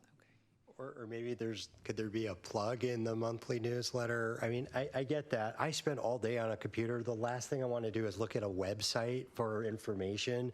So sometimes I appreciate getting something in the mail. I can just look at it while I'm eating dinner, and I don't have to get on a screen. And but I understand, the volume we're talking about, the amount of paper and the footprint of mailing things out. We need to consider that as well. So I think there's a balance here somewhere. Yeah. I would like to highlight in our April version of the newsletter, which I did put up there, I think maybe Pam has it right now. The very first page is Sustainable Sammamish, and the April newsletter highlights kind of your home, so how to, make choices with your heating, your ventilation, and the next edition of the newsletter will be focusing on water conservation. So we have started some of that outreach and education, but this is part of a larger conversation of kind of having that one centralized spot where folks can go. So we've got our sustainability hub, the Sustainable Sammamish page on the website, but as we've mentioned, not everyone is just going to take their free time to go read through the city website. So in terms of trying to reach those folks in a way that is engaging and in addition to what they may already be doing in their life or, what they may hear at Earth Day, how do we reach those folks and what is the best vessel to do that and how often should it be is part of the discussion today. Yeah, I think that makes a lot of sense. What I was thinking when looking through, these guides, similar to many people's words, I think that Issaquah's was really the best laid out. I did like Tacoma's interactivity to a certain degree. It was informative, but it was a lot of clicking, and I noticed some tech issues there, and so I think there was some concerns in that regard. One general comment that I think sort of touches on a little bit what we were talking about is that I would like to see stronger language in general, like across basically all of these guides. Like I was just sort of poking around, and I went to like UNICEF's, they have like a guide to sustainable living, and the very first sentence they have is, do you want to make the world a better place for children today and future generations? Here are 7 ways you can help by going green. Or that's 2 sentences. And it's UNICEF, so it's going to focus on children, but it really, really emphasizes why it matters off the bat, which I think is a fairly important aspect. And then I guess in terms of the physical mail, versus digitizing everything, would there be the possibility of having like an abridged version that doesn't have, just the level of visual detail even, or, it doesn't have to be in color, right? Like it could be black and white, and that could save, a certain level of ink, that's something to consider. But there are ways to abridge and shorten, and then to give the ability to, if you want to learn more, please, go to this website kind of thing. Thank you for that feedback. Nobody's called it out yet, but I actually like the Western Australian one. And I mean, it's a PDF. It's really boring, whatever, from that standpoint. But what I liked about it is it walks through like what you can do with each one of these things and like very clear steps of like, this is how you make an impact. What I think is missing and where I think we could take that and improve on it is we seem to have a really good sense of who the people are that live in Sammamish and what levers they have and what they need to be pulling and what, that kind of stuff. You could put in there like, this is what you can do today. This literally, you don't have to change your life. You drop blue color food or blue food coloring into your toilet to see if it's leaking, right? Go do that. That's going to do nothing for you except save you money, right? Big deal, like money. And then, hey, you really want to make a change or you want to get, you're going to have to change your water heater soon. This is a great way to think about that when it comes to kind of intercepting. You can kind of lay them out in these things of like, do this now, small impact, but also no impact to your like everyday life, or here's some bigger investments you can make to do that. And I think that website that we talked about last time does a good job of that as well, except the website's not great. Yeah, Sammamish Climate Challenge. Yeah, like I think continually to say that, and like if we know the average Sammamish house is this, like highlight the things that we want them, the changes we want to see made, and say this is the priority. This is what you can go do, and this is how you think about it, and help set that priority for them, because people don't know. People have to educate themselves. We can skip the education part and be like, this is the number one thing you can do. Go do this. Or think about doing this, right? We can't tell them what to do, but think about doing this. That is consistent with the way we at least attempted to set up part of the cap, is it tries to break down at a higher level than that, right? I think you're talking about the actual next step there, which is a logical progression as you work towards implementation, is the cap is set up where it talks about the various goals, and then it's like what you can do, but it's a real high level. So I like what you're describing, which is that it's at more of a ground level of what actually you can do on a day-to-day basis. Yeah, and I think highlighting like the win, there's so much of this that is just a win-win for the climate and for people, right? Like, or for like the household thing. And I don't know, maybe I'm over-indexed on like how much money I'm spending and how much return I'm getting, but like a lot of this stuff, you just water your yard less. You're going to save money. Your yard's not going to look worse.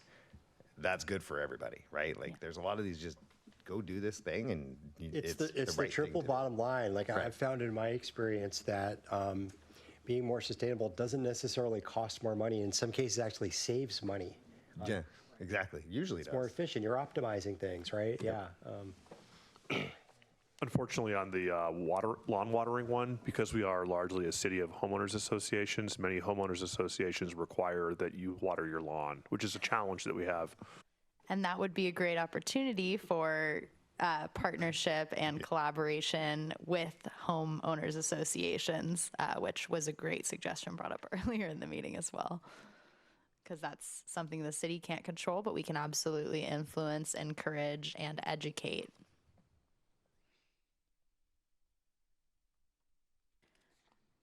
Were there any additional sustainability guides, information that you all identified that you'd like to bring to our attention for consideration as well? Yeah, I Absolutely do. okay. Okay. About 2 months ago, I think at a city council meeting, Mary Richter pointed everybody to the city of Boulder. So I went there, and they're years ahead of us, and I don't remember any of the numbers, but their per capita emissions are substantially lower. So I would, recommend that you take a look at theirs. Just Google City of Boulder, and you can on their homepage you'll find a link to their environmental stuff. Thank you, Commissioner Christensen. If there are any other guides that you all come across, please feel free to send them to me directly in email. But I think given the couple that we have and the feedback from today, we're going to go ahead and move forward and get a brief outline, which we'll bring to you at a future meeting for feedback. Moving on, we'll go to staff and commissioner reports. We're right on schedule. At the previous meeting, you all did adopt your bylaws with the caveat that there was an example mission statement in there. So we'll go ahead and either approve that example commission mission statement or have a brief discussion now, and you all can vote on what you would like to do. Yes, let me pull that up one moment. So I have a suggestion once you bring it on the screen.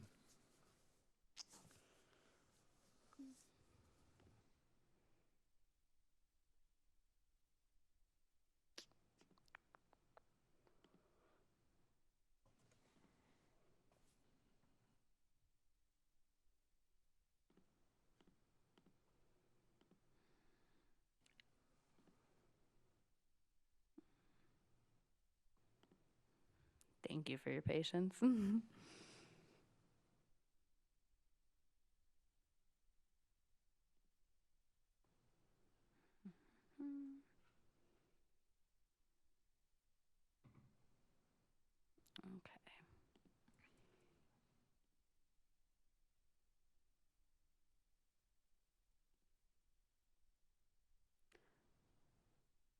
All right, so what you're seeing there on the screen is the mission statement example.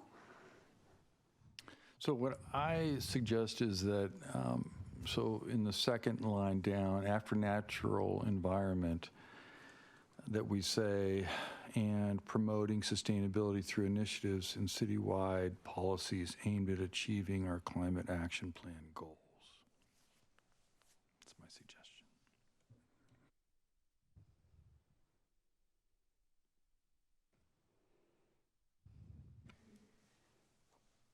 I'd like to see something in there about, I think natural resources covers water conservation, but I'm not seeing something that speaks to waste minimization or reduction. That's important to a lot of people.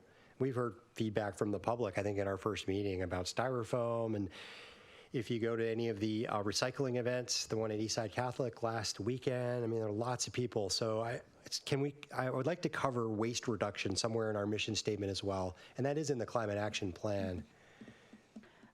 I would ask the commission, do you feel that carbon footprint does capture waste as part of that?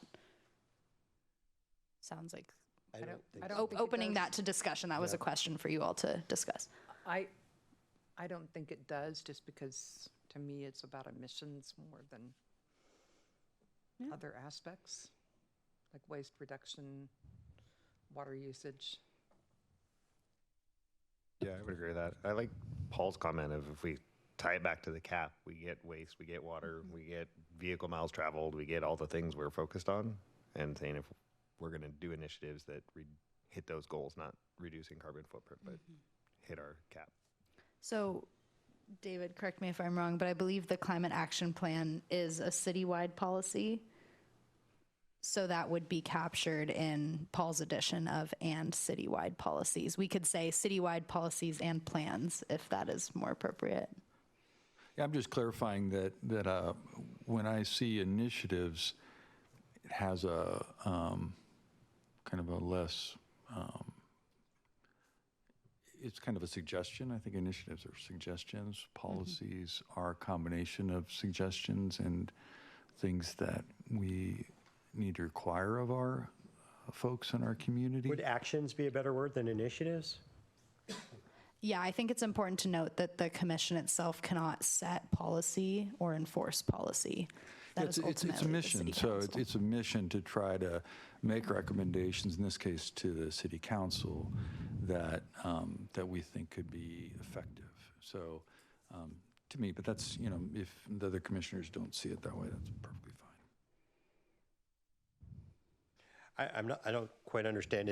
Are you concerned with the word initiatives? Are you looking to replace that with something else? I like, to me, it's kind of an and, initiatives, actions, things like that, but I'd like to see policies be something that's considered a part of our mission, that we're recommending things to the council. We're not voting on a policy, but that we're recommending those to the council to try to give, a combination of what's available to us to change actions in the city, to change results. What about wording like championing sustainable policies and practices? It sort of has a proactive action element to it. Commissioner Frank, could you clarify where you would like me to add in those words, just so I'm updating it? Oh, sorry. I guess protecting the Sammamish natural, and so yeah, protecting the Sammamish natural environment and championing sustainable policies and practices.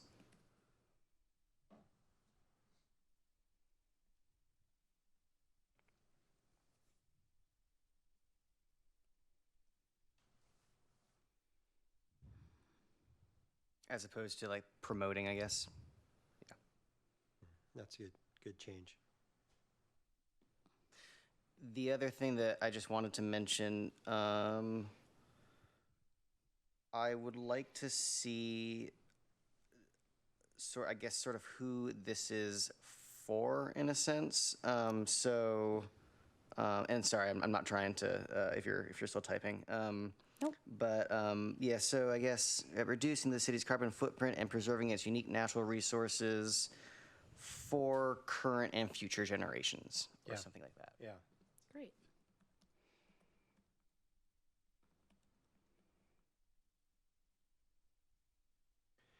Rose, could we say aimed at reducing the city's carbon footprint, encouraging waste reduction practices, something like that, and preserving unique resources?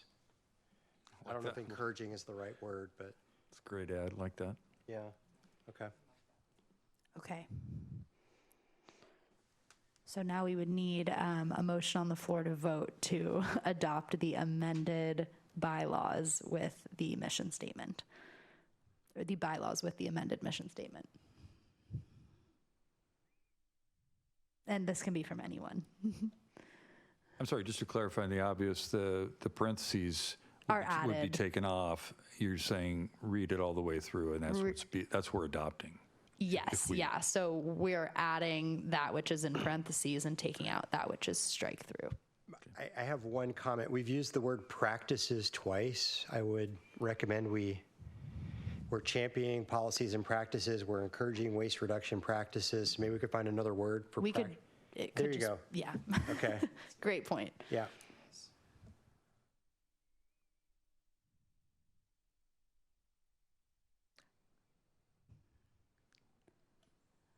Move we approve change to the bylaw?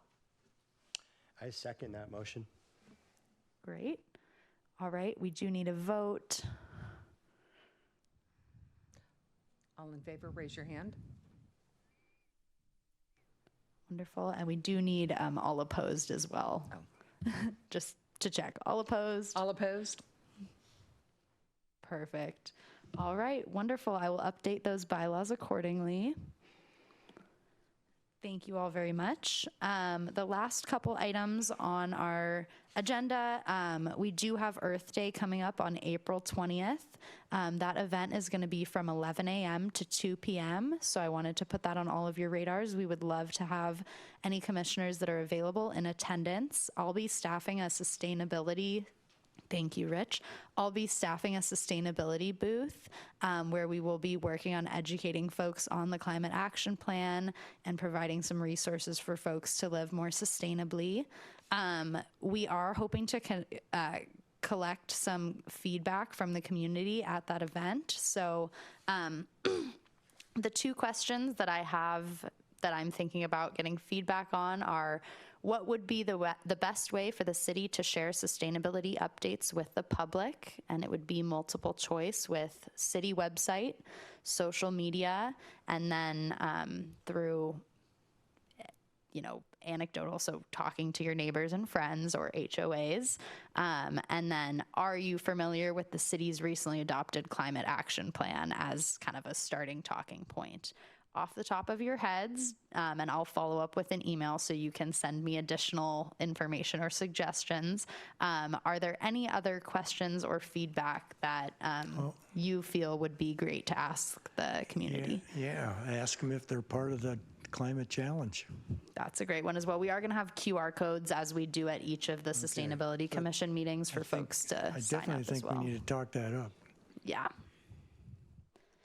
Given the feedback that we received from the commission last time on the usability of that, I do want to let the commission know we are exploring alternative options with the East Side Climate Partnership once joined, as they have had similar feedback on their East Side Climate Challenge, which is the same platform that we have. So absolutely want to encourage folks to sign up, but long term that may be developing and changing. I don't even know if this is feasible or not, but if somebody said, well, how do I do it?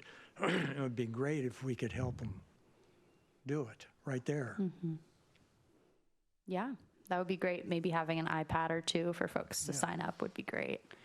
It depends on what kind of information you want to collect, but do you want to have an open-ended question? What type of sustainable practice is most important to you? Like, what do people care about? That's what I'm getting at. And that may be a good way to pulse the connection between what people care about and the climate action plan. Yeah, I think something that we're considering, we're still ironing out some of the details, but as I mentioned, having those bins where folks can put tokens in which of the different climate action plan sections is most impactful. Maybe each person gets one token, or maybe each person gets 3 tokens, and they can pick what is most important to them, and that'll be a good way to gauge feedback. Yeah, thank you. Following up on that with the tokens or whatever, how you want to do it, but it would be great to get a sense of how much people know about what they can do versus what is the most impactful thing that they can actually do. I think there's a really big disconnect out there of like let's say recycling. Like, people will tell you that's like the number one thing they can do to help the environment, to help carbon footprint, and it actually doesn't really do any of it. Recycling is great, don't get me wrong, but it doesn't do those things. And instead they can do something else. But it'd be great to know where they think they're at, so that then we can close those gaps on the education and we can point our message at really what you need to be doing is, what you need to be thinking about doing is X or Y. I was wondering, some kind of trivia contest about the action plan. What do you know? Yeah. Literally, it's on my list, but Miriam's out of office. Yeah, we have a sustainability, a wheel that the Department of Community Development uses, and a wheel where it's a question and they have to answer it or something. But, again, it can tie to the climate challenge. Steve is very familiar with the wheel. He helped put it together. For those of us on the commission that might want to attend, what could we do? What would our role be if we come support you? Spin the wheel. Absolutely. So I think kind of from the high level, having you in attendance, talking with the community on some of these issues, educating folks, spreading the word about the climate action plan, the climate challenge, anecdotally letting them know about, turning off your heat and opening your windows to get air circulation. Each of your individual interests, that would be a good opportunity to kind of dig deep and just talk with folks and try to change hearts and minds. I think we've used that phrase a couple times. And then as well, I'll be sending out additional information between now and the 20th on if there's specific opportunities for engagement with the booth as we finalize the design and what activities and or questions there will be. I'm thinking, helping with some of the question facilitation and interaction. There's only one of me, and there's going to be a lot of community members at Earth Day. So the more folks that we have that can speak with folks and change hearts and minds, the better. Okay. Yeah. Good to know. And sorry, can you reiterate the two questions that you had already? Yes. The first question, and this was kind of just from listening to our conversations previously and today, is what is the best way for the city to share sustainability updates and information with the public? And that would be multiple choice, or they could write in if there's something that isn't on there. And then, are you familiar with the city's recently adopted climate action plan? That makes sense. Okay. I guess one thing that I don't know if this is something necessarily to include per se, but I would be curious, just the question, like, how much do you care? Because we're sort of assuming, like, we're all, personally very invested, at different levels. But I would love to get a gauge of just what the average citizen, like, how much they actually, how much it speaks to their heart. Absolutely. I think it's important to note folks who are coming to Earth Day are probably the more savvy, but there's also already a bias there. Uh-huh. Yeah, but it's still great. So I appreciate all this feedback, and I'll kind of filter through, and I'll follow up with an email on which questions we're intending to ask. So one suggestion is that within the plan, consistent with what Commissioner Hauser was saying, there are these sheets about what community members can do. They're just not at the level that you were talking about. And perhaps there's a way to create tear sheets or something that identify for each of the topical areas. This one is transportation, and it talks a lot about what you can do to help with GHG emissions and vehicle miles and those kind of things. It's a good starting place. Yeah. Well, thank you all very much. Just in the interest of time, we're going to move on, but if you have any additional questions that you would like community feedback on or suggestions for the Earth Day event or activities, let me know. We do just have one booth, so nothing too crazy, but would love to hear your additional suggestions if you think of them. I did want to give a quick update on the Issaquah School District letter of support for their sustainability policy. We heard from some public commenters at our last meeting. The Issaquah Sustainability Ambassadors provided public comment at the March meeting requesting a letter of support, and they also gave public comment to City Council, and so I did draft a letter of support, and that letter of support was sent to the Issaquah School District Board on March 19th of 2024. So we'll be monitoring that and hopeful to hear the next steps from the district. And the last couple items with our last few minutes, we did provide a Q&A matrix as with the March meeting, so please continue to send me questions and I will make that available to the full commission and the public. Were there any remaining questions from that Q&A matrix? No, but David, we're not going to see him very much, so I thought it would be interesting in a few moments if you could share with us East Side cities, not their staffing levels, but East Side cities you think are the most doing the most actions towards sustainability that you respect a great deal. So I'm more familiar with Bellevue than others. However, they're in terms of themselves taking action within their city or in terms of them working with their citizenry out in the community. Whatever you think is leading to the most effective actions that you're seeing towards reducing greenhouse gases. Yeah, so the biggest actions that I'm aware of are related to commercial space and businesses, which we don't have a lot of here in the city. That's one of the challenges. That, for example, Kirkland passed some land use policies that required, it's a different approach to mandating electric heating and cooling HVAC equipment. And they have a requirement that if your building is over a certain size, that you're required to place the equipment on the roof, and it has to be in a certain fashion, which requires ultimately that it be electric. So that's an example of a workaround. And some of the biggest opportunities are in large scale commercial space. So that was a unique one that we found interesting. I think Bellevue has a long-standing program. They probably had the longest running program with regard to environmental sustainability, and their environmental sustainability plan has been around for quite a bit of time. And they, as a city, have staff that help with things like green building programs, that help with energy audits, that help with within their own city, looking at ways whenever they're making decisions, they have sort of a voice that's there, that's asking the question about sustainability as part of budgeting, as part of CIP, as part of acquisition. And it's not as great as that sounds. There's problems with that, but that was my experience with that over there, is they had that voice there. I'm also thinking about the difference between Seattle and the east side, where on the east side you have the PSC grid, right? And it's the difference between a publicly owned grid versus a for-profit grid. And there are fundamental differences in how they operate and what their objectives are. One is subject to public policy decision making. The other is subject to a board of executives who are really focused on business decisions.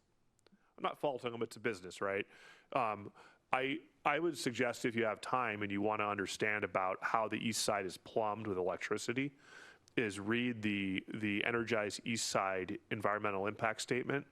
A few years ago, PSC identified that there was a deficit in the amount of capacity of the grid, basically, and that there were not enough substations in order to power the grid, and they were looking at rolling brownouts both during the summer and the winter. And they went about analyzing how to bring in additional power, and that resulted in bringing a whole new transmission line through all the way from Renton to Kirkland, and connecting that transmission line through and then sending spurs out from that.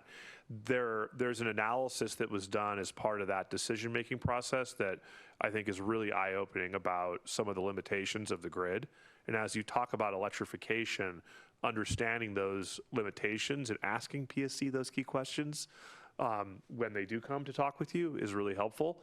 So if you had a chance, it's just called Energize East Side.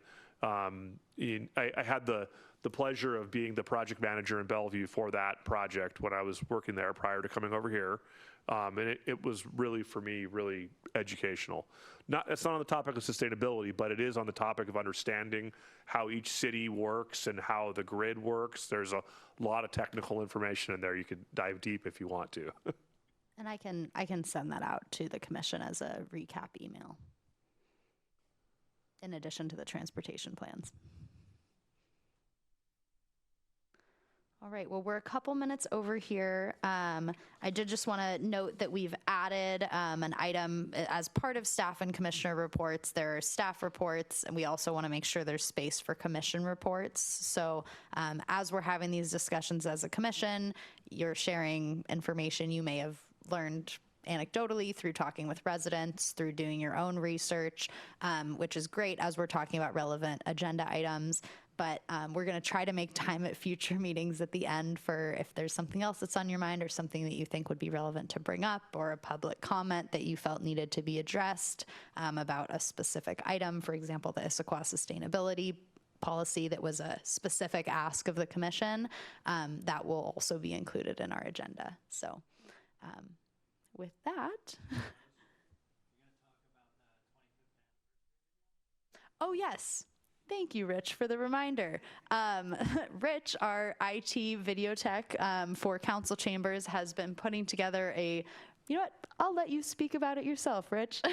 I can do that. Thank Go you. ahead and do a quick introduction. Great. My name is Rich, and I'm IT support for Council Chambers and also produce video for the City of Sammamish. And this year is the City of Sammamish's 25th anniversary. So we are putting together an epic 25th anniversary video. We had already, we're doing footage at all of the events, and we're doing interviews with residents, city council. We've already done a lot of interviews with staff. And I would also like to invite all the sustainability commissioners to come down to Earth Day and talk to us about your thoughts and feelings about living in Sammamish and the future of Sammamish. And in addition to the 25th anniversary video that we're going to use some of that material in, we're also putting together a time capsule to be opened in 25 years so that people in the future can look back on the city of Sammamish and see what it was like here 25 years ago. So again, would like to invite you to come to what we're calling a video booth. So we'll have lights, camera, and sound to do interviews at Earth Day and at subsequent events. And we'd love to have as many of you as possible. When are you targeting to release the video? The video is going to be played on August 16th at the 25th anniversary event.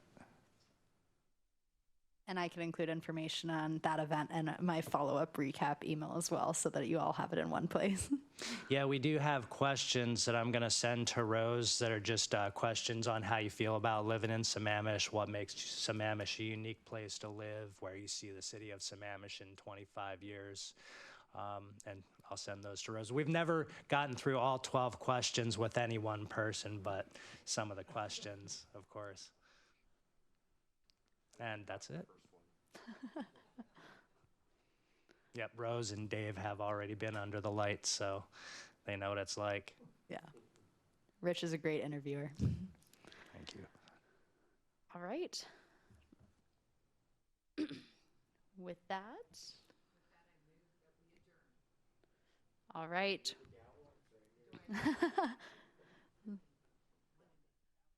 So we're adjourning the Sustainability Commission meeting at 8:06 p.m. Thank you all for attending. And off the record, I want to say, for your third meeting, you guys are doing great. I didn't know what to expect coming here tonight, and I really appreciate, your patience with me and my esoteric nature sometime, and great questions, really. So.